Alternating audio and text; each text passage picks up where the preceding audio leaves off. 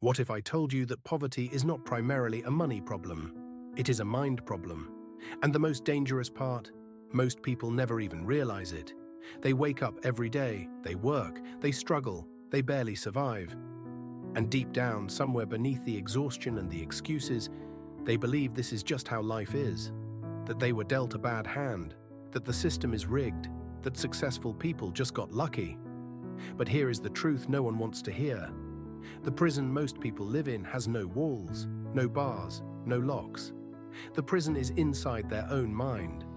Think about the child who grows up watching their parents fight over unpaid bills, who learns before they can read that money is a source of pain, conflict, and shame, who hears the words, "We can't afford that," so many times it becomes their inner voice for the rest of their life. That child does not choose poverty. Poverty is installed in them, like software, like code, running silently in the background of every decision they will ever make. This is where it begins, not in a bank, not in a wallet, in the mind of a child who learned that survival was more important than possibility. Psychologists call this scarcity mindset, the constant grinding belief that there is never enough. Not enough money, not enough time, not enough opportunity. And once this belief takes root, it shapes everything. How you think about money, how you make decisions, how you respond to opportunity, how you see yourself, how you see the world. Scarcity does not just affect your finances, it narrows your entire field of vision. Research from Princeton University found that the mental bandwidth consumed by financial stress is equivalent to losing 13 IQ points. Think about that. Poverty literally makes it harder to think clearly, and when you cannot think clearly, you make short-term decisions. You spend instead of save. You react instead of plan. You chase comfort instead of building something real. Now let us talk about survival mode. Survival mode is not just a phrase, it is a physiological and psychological state. When the brain is under chronic stress, from debt, from instability, from trauma, it activates the same primitive fight or flight response our ancestors used to escape predators. In that state, your brain is not thinking about 5 years from now. It is not thinking about investments or skills or long-term strategy.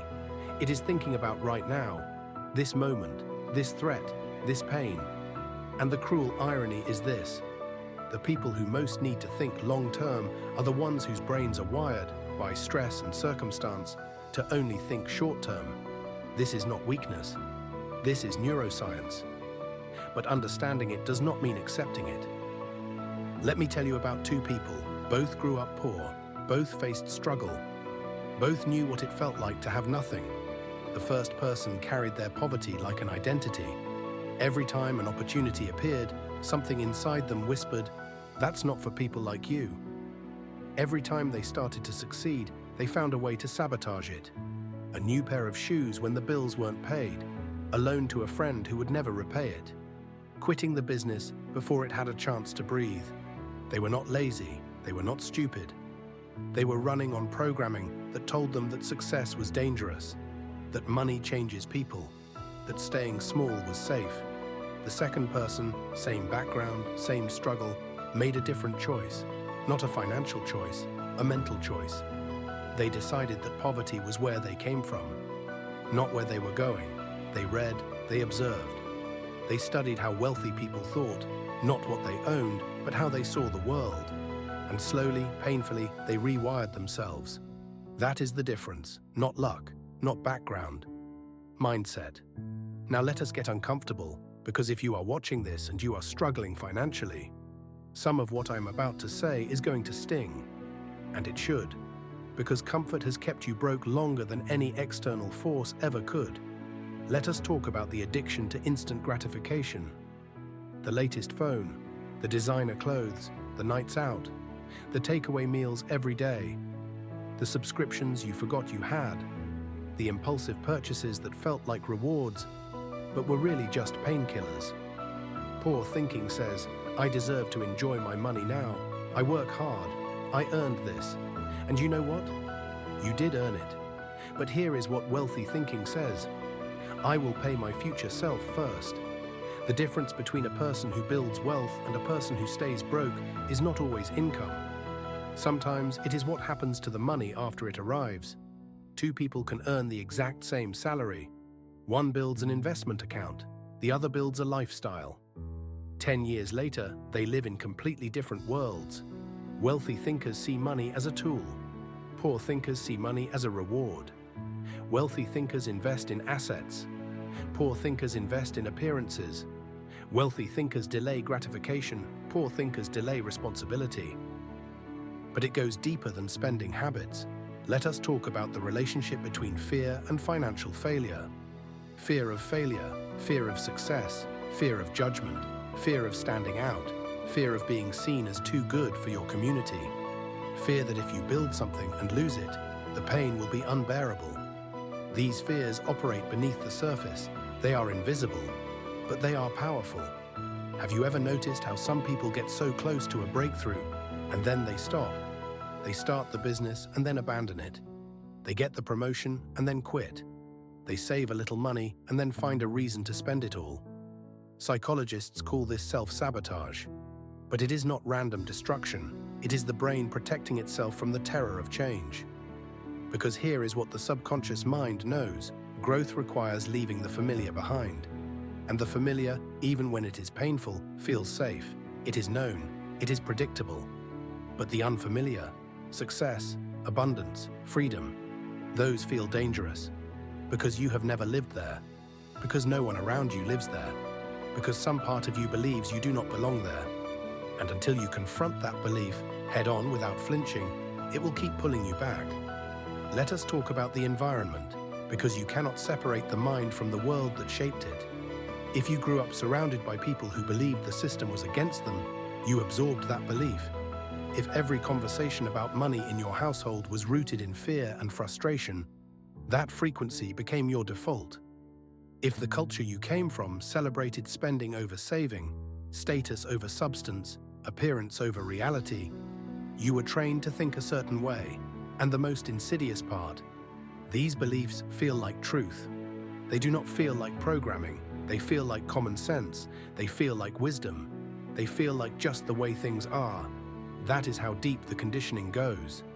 The people around you are not just your friends and family. They are the ceiling of your thinking. They define what feels possible, what feels normal, what feels safe. Jim Rohn said it decades ago: you are the average of the 5 people you spend the most time with. Not just financially, mentally, emotionally, in terms of ambition, discipline, and belief. If everyone around you is broke and comfortable with it, do not be surprised when you are too. Now here is where things shift, because this is not a video about blaming your past. It is not a video about shame or guilt or pointing fingers. This is a video about awakening, because the moment you understand that your mindset is not fixed, that it was built by your environment and can be rebuilt by your decisions, everything changes. Neuroplasticity, the brain's ability to rewire itself, to form new pathways, to break old patterns and build new ones. You are not stuck, you were just trained, and training can be undone. But it requires something most people are not willing to do. It requires getting comfortable with discomfort. It requires choosing the hard thing when the easy thing is right there. It requires sitting with delayed gratification long enough for compounding, in money, in skills, in habits, to do its work. Discipline is not punishment. Discipline is the bridge between where you are and where you want to be. Every day you choose discipline over impulse, you are voting for your future self. Every book you read instead of scrolling. Every conversation with someone who challenges you instead of confirms you. Every dollar you invest instead of spend. Every morning you wake up early when everything in you wants to stay in bed. These are not small choices, these are identity choices. And identity is everything. Let me be direct with you now. The world will not hand you a new mindset. No one is coming to save you. The government will not fix your thinking. Your employer will not care about your potential more than you do. Your circumstances will not change just because you want them to. Change begins in the mind, and the mind changes through relentless, daily, intentional work. Read the books that make you uncomfortable. Seek the mentors who challenge your excuses. Study the people who built what you want to build. Not to compare yourself, but to understand the mindset that made it possible. Stop spending your mental energy on things that drain you. Stop giving your time to entertainment that numbs you while your potential sits untouched. Stop surrounding yourself with people who celebrate mediocrity. And most of all, stop waiting. Stop waiting for the right moment. Stop waiting for more confidence. Stop waiting until you feel ready. Because the truth is, nobody who ever built something extraordinary felt ready. They built confidence by doing. They found the way by starting. The poor mindset waits for permission. The wealthy mindset gives itself permission. Every person who has ever broken the cycle, every person who started with nothing and built something, had to do one thing first. They had to believe it was possible, not just intellectually, not just as a nice idea, but deeply, viscerally, in their bones. They had to look at every lie their past had told them about who they were, and they had to choose a different story. You are not your neighborhood. You are not your parents' financial decisions. You are not your past failures, your credit score, your trauma, or your fear. You are what you decide to become. Starting today, starting now, starting with a single thought that refuses to accept that this is all there is.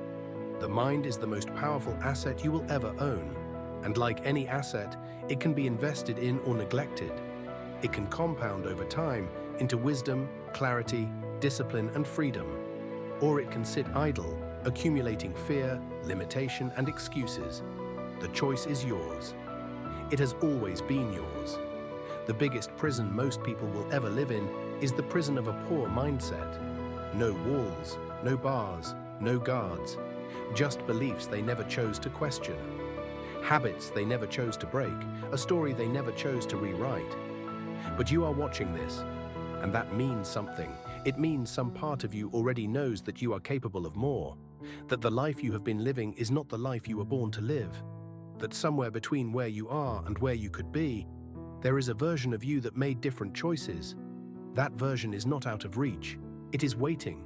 It is waiting for you to decide, right now, in this moment, that the prison ends here. The door was never locked.